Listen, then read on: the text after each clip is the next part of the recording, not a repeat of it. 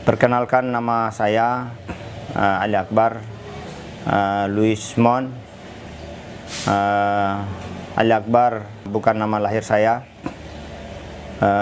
Nama lahir saya Louis Montero. Dari usia kurang lebih 13 tahun itu sudah dengan ABRI, Angkatan Bersenjata Republik Indonesia, yang bertugas di Timur Timur tahun 1983, dan saya bagian dari Angkatan Darat itu, kemudian untuk mempertahankan Timur Timur bagian dari NKRI. Nah, di sela-sela itulah kemudian saya mencoba untuk belajar, juga menulis membaca di sela-sela gerilya itu. Kemudian pada tahun 89 dilaksanakan oleh agama lain, dalam artian agama Islam, yaitu begitu turun dari pesawat, beliau langsung sujud di atas karpet merah, dan waktu itu disambut langsung oleh Presiden Soeharto di Bandara Soekarno-Hatta. Kalau mungkin sampai hari ini videonya bisa diputar ulang, bisa dilihat. Saya yakin itu masih ada, dokumennya masih ada. Waktu itu televisi kita satu-satunya hanya TVRI, belum ada televisi swasta yang lainnya. Dan membuat saya penasaran.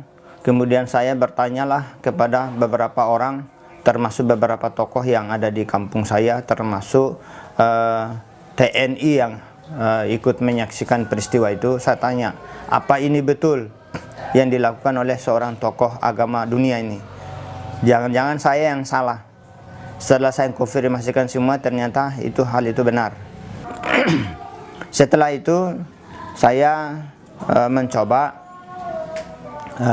mencari lagi sisi yang lain, yaitu tanya sama salah satu tokoh agama. Waktu itu beliau menjabat sebagai ketua MUI, almarhum. Saya tanya, sebenarnya Islam ini apa? Kok Yohanes Paulus melakukan satu ritual yang sebenarnya tidak diajarkan kepada pengikutnya? Hanya saja beliau mengatakan itu adalah strategi politik yang dimainkan oleh Yohanes Paulus supaya bisa dihormati oleh umat Islam Indonesia, karena umat Islam Indonesia ini adalah mayoritas. Untuk menghormati mayoritas, maka itu dia lakukan. Nah, maka mulai saya ambil kesimpulan bahwa kenapa seorang tokoh agama melakukan intrik politik untuk menarik perhatian orang lain. Di situ saya katakan bahwa dalam hati saya katakan bahwa ini adalah seorang tokoh agama atau tokoh agama dunia. Di sini dia juga tidak menghargai agama orang lain. Tidak menghargai agama orang lain artinya dia melakukan sesuatu yang memang bukan bagian dari ajaran agama dia. Ada satu doktrin, begitu sampai di Timor, itu pihak gereja memberikan satu doktrin bahwa siapa yang tidak mencium tangan Paulus, maka dia akan mendapatkan musibah. Imam musibah itu dia sakit, atau dia mati, ya, atau musibah yang lain, masih akan kena musibah. Dan saya sampaikan kepada keluarga saya, orang tua saya, dan saudara-saudara saya sampaikan bahwa saya orang pertama yang akan membuktikan bahwa saya tidak akan mau cium tangan Paulus. Kalau saya kena musibah, kalian harus jadi saksi bahwa musibah itu kena saya karena saya tidak cium tangannya Paulus. Dan itu saya buktikan sampai tahun 90 itu tidak terjadi apa-apa. Alhamdulillah aman-aman saja, sehat-sehat saja, tidak ada masalah. Dan ternyata doktrin itu tidak benar. Dan itu yang membuat saya kemudian untuk mencari tahu sesungguhnya agama Islam ini apa sih sesungguhnya. Akhirnya seorang tokoh bisa melakukan sebuah ritual yang sebenarnya dia sendiri tidak pernah mengajarkan kepada umatnya. Itu yang pertama. Yang kedua, yang membuat saya mulai tertarik dengan Islam ini adalah ada beberapa simbol adat saya yang ada kemiripannya dengan simbol Islam. Salah satunya adalah bulan sabit yang ada di menara masjid, dan itu hampir sama dengan simbol adat saya. Kalau pemirsa bisa lihat di ke Taman Mini, simbol itu masih ada di Taman Mini. Itu sama seperti bulan sabit, bisa dilihat itu masih ada di Taman Mini. Sampai sekarang masih ada. Itu mirip hampir sama dengan bulan sabit yang ada di masjid. Meskipun nanti belakangan saya tahu bahwa itu sebenarnya bukan simbol Islam yang sesungguhnya, tapi itulah salah satu yang membuat menginspirasi saya untuk masuk Islam. Ada lagi satu alat untuk upacara kenegaraan, upacara adat, itu hampir sama dengan satu alat yang ada di Indonesia juga, yaitu beduk. Kalau di kampung saya ukurannya kecil, dibuat dari kulit kambing. Tapi yang ada di masjid itu dibuat dari kulit sapi. Bentuknya sama, hanya ukurannya yang berbeda. Nah, itu membuat saya ada kesamaan. Nah, setelah saya lihat ternyata ajaran budaya saya dengan Islam itu dari simbol kebudayaan itu hampir sama. Ada kemiripan. Itu yang membuat kesimpulan sementara buat saya pada saat itu bahwa adat saya ini cenderung ke Islam ini hampir sama. Itu yang ketiga adalah ketika di kampung saya ada orang meninggal, waktu itu kakek saya yang meninggal, itu dikuburkan persis, proses pemakamannya hampir sama seperti orang Islam. Hanya saja pada saat itu yang dipakai bukan kain putih. Kalau di kampung saya ada namanya pakaian adat. Kalau nggak salah itu ada teman-teman yang dari dari perbatasan itu ada bawa itu kain. Nah, itu yang dipakai untuk dibuat kain kafan untuk dikuburkan begitu saja, tidak pakai peti. Jadi dengan pakaian itu apa adanya. Itu yang ketiga membuat saya semakin terheran-heran kenapa kok ajaran Islam ini hampir sama dengan adat saya, simbol-simbolnya maksudnya hampir sama. Kemudian saya coba mencari perbandingan itu di gereja, dan akhirnya saya temukan di gereja apa yang saya temukan di masjid dan apa yang saya temukan di simbol budaya itu tidak ada. Yang ada di gereja itu adalah lonceng. Jadi dia kayak serep, ban serep itu ditaruh di sana, kemudian dipukul teng teng teng. Nah, itu yang saya temukan di sana. Ternyata yang yang saya sebut beduk yang ukuran kecil itu tidak saya temukan di sana. Nah, dari situ kemudian saya mencoba untuk mempelajari buku-buku Islam. Salah satu buku yang saya temukan pertama kali adalah yang cetakan tahun 1975, dan saya temukan di halaman di bab sholat itu, di situ ditulis ada kalau orang sembahyang itu sholat, bahasanya sholat itu kalau berjamaah mendapatkan 25 sampai 27 derajat. Nah, membuat saya penasaran itu ada satu kata yang di situ jemaat. Nah, jemaat itu kan kalau di situ nama-nama gereja saya. Saya masih semakin penasaran kenapa kok nama jemaat saya ini udah masuk di dalam buku orang Islam. Kemudian saya mencoba mencari tahu apa arti jemaat itu. Saya diberitahu bahwa jemaat itu artinya bersama-sama, sholat itu artinya sembahyang. Jadi kalau derajat itu artinya nilai. Jadi di dalam Islam itu kalau sholat atau ibadah bersama-sama itu nilainya berkisar 25 sampai 27. Kemudian membuat saya penasaran, saya tanya sama saudara saya, kebetulan saudara ipar saya itu pernah sekolah di misionaris. Saya tanya, apakah di dalam ajaran agama kita itu ada semacam pemberian nilai kalau orang melakukan ibadah? Nah, justru saya tidak mendapatkan jawaban. Saya diberi jawaban, belum saatnya Anda bertanya tentang hal itu. Anda harus belajar lagi, dan bukan ranahnya Anda untuk bertanya hal itu. Nah, saya bilang, nah sementara bagaimana Tuhan tidak memberikan nilai kepada kita. Kalau Anda dulu di sekolah saya, itu setiap guru memberikan nilai kepada Anda dari semua mata pelajaran yang ada, dan itu nanti dituangkan dalam raport yang dibagikan nanti setiap pembagian raport, setiap cawu, waktu itu masih cawu. Jadi setiap cawu dibagikan itu. Nah, kenapa Tuhan tidak? Di situ saya tidak mendapatkan jawaban, justru buntu. Kenapa kita manusia beribadah kepada Tuhan tidak dikasih nilai, sementara saya harus kerja sama orang lain atau kerja di bawah sebuah perusahaan atau kerja sama bos, itu pasti saya mendapatkan upah. Masa saya sama Tuhan disuruh beribadah, disuruh kerjakan ini, kerjakan itu, tidak dapat upah? Kan sesuatu yang tidak bisa masuk akal. Jadi berarti hanya dapat capek. Nah, disitulah kemudian saya mencoba terus menggali.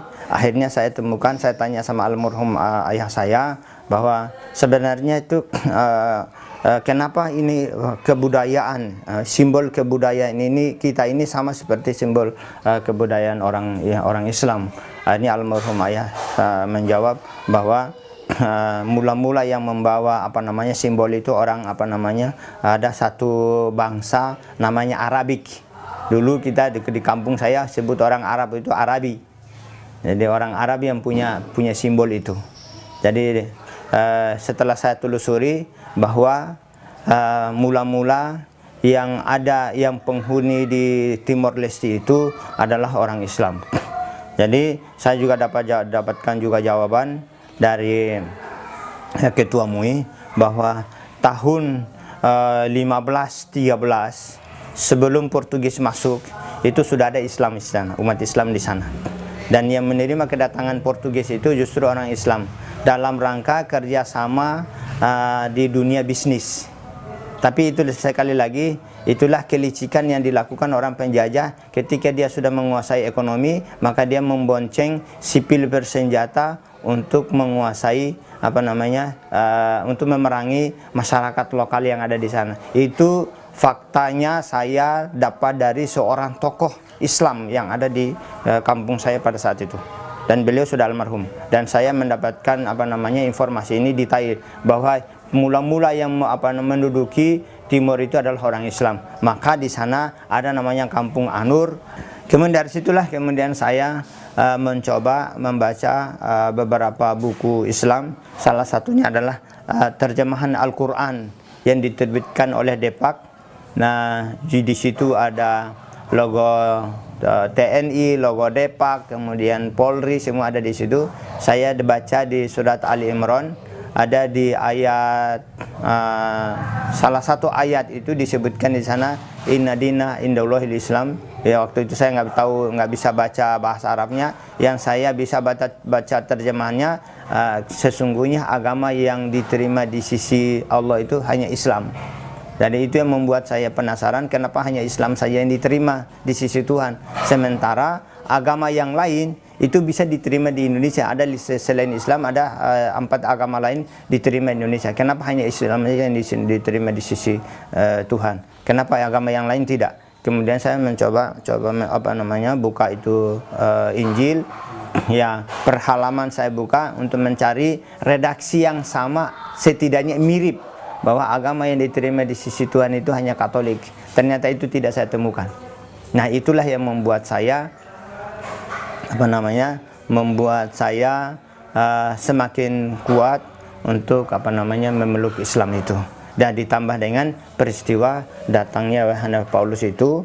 Setelah itu beberapa tahun kemudian, ya saya mencoba meyakinkan diri saya bahwa saya harus masuk Islam. Dan saya sampaikan ke tentara. Saya bilang, Pak, saya mau masuk Islam, tapi justru saya dikasih tantangan. Tantangannya, kalau Anda masuk Islam, resikonya besar. Saya tanya, tantangan apa itu, resikonya apa? Kalau Anda masuk Islam, pilihannya Anda diusir dari kampung halaman, atau Anda akan dibikin cacat seumur hidup, atau dibunuh. Saya sempat menjawab, masa Islam sejahat itu? Islam sejahat itu, saya harus saya harus dikasih ujian seperti itu. Tapi kata beliau, sebenarnya itu bukan orang Islam yang lakukan, tetapi keluarga Anda, orang-orang dekat Anda, teman-teman Anda, atau orang kampung Anda yang tidak suka dengan keislaman Anda. Dan akhirnya apa yang dikatakan oleh tentara tadi itu terbukti. Jadi ketika saya menyatakan diri masuk Islam, yang terjadi ayah saya dibunuh, kemudian saya harus diusir dari kampung halaman, kemudian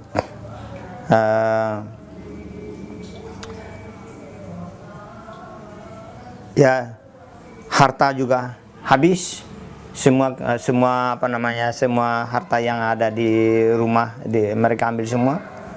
Ya, jalan satu-satunya memang saya harus pilih keluar. Jadi setelah saya masuk Islam, saya keluar, tapi orang tua saya belum masuk Islam, waktu itu memang belum masuk Islam. Dan setelah saya keluar, kemudian belajar di Jawa, dapat setahun kemudian saya balik lagi. Ya, alhamdulillah saya balik, sempat mengislamkan dulu kedua orang tua saya, baru orang tua saya dibunuh. Dan dibunuhnya di bulan Ramadan 2 hari mau lebaran tahun 97 ayah saya dibunuh. 99 dengan kondisi begitu sudah tidak kondusif dan tanda-tanda Timor ingin memisahkan diri dari Indonesia, maka tahun 99 itu saya boyong orang tua saya dan adik saya, kami menyeberang ke Pulau Bali, tinggal di Bali. Kemudian saya kembali ke pesantren, selesai di pesantren tahun 2000, kemudian tahun 2001 saya dipanggil untuk belajar ke Universitas Islam Madinah sampai tahun 2003. Qadarullah saya paspor saya hilang, nggak bisa balik. Kemudian disitulah saya juga mulai mengalami kebimbangan, bukan berarti putus asa. Saya bimbang karena apa yang saya harus lakukan selanjutnya. Saya hanya minta petunjuk sama Allah dengan istikharah, dimintakan. Saya minta ada 3 hal yang saya minta. Salah satu itu saya minta yang terbaik dari Allah, yaitu memang sudah usianya saya harus menikah. Kalau memang menikah itu lebih baik, maka beri saya kemudahan untuk menikah. Kalau menikah ini masih belum terbaik, kalau merawat orang tua yang lebih baik, karena memang itu adalah anjuran Rasulullah. Salah satu perbuatan yang dicintai Allah adalah merawat orang tua, birrul walidain. Saya minta kepada Allah, kalau memang ini yang terbaik, maka beri saya kemudahan, keikhlasan, kesabaran untuk merawat orang tua saya. Atau saya harus belajar lagi, karena belajar juga manfaatnya besar. Kira-kira dari ketiga ini yang mana lebih baik bagi saya untuk masa depan saya, agama saya, dan generasi Islam yang lain dan keluarga saya, kira-kira mana yang terbaik. Akhirnya dijawab oleh Allah, yaitu yang ketiga, harus belajar lagi. Maka saya mencoba untuk daftar ke salah satu lembaga pendidikan Timur Tengah yang ada di Indonesia, yang ada di Pejaten. Saya daftar 2 kali, di situ gagal, selalu ditolak dengan alasan usia sudah lewat, kemudian usia ijazah juga sudah lewat, ditolak. Akhirnya alternatif yang saya ambil, saya selesaikan studi saya strata 1 di Perguruan Tinggi Ilmu Al-Quran tahun 2017. Saya selesaikan di sana, kemudian saya pulang menjalankan sunnah Allah, yaitu sunnah Rasulullah, nikah. Setelah itu tahun 2011 saya dipanggil kembali untuk untuk meneruskan belajar bahasa Arab ini di lembaga yang dimana tadi saya ditolak. Alhamdulillah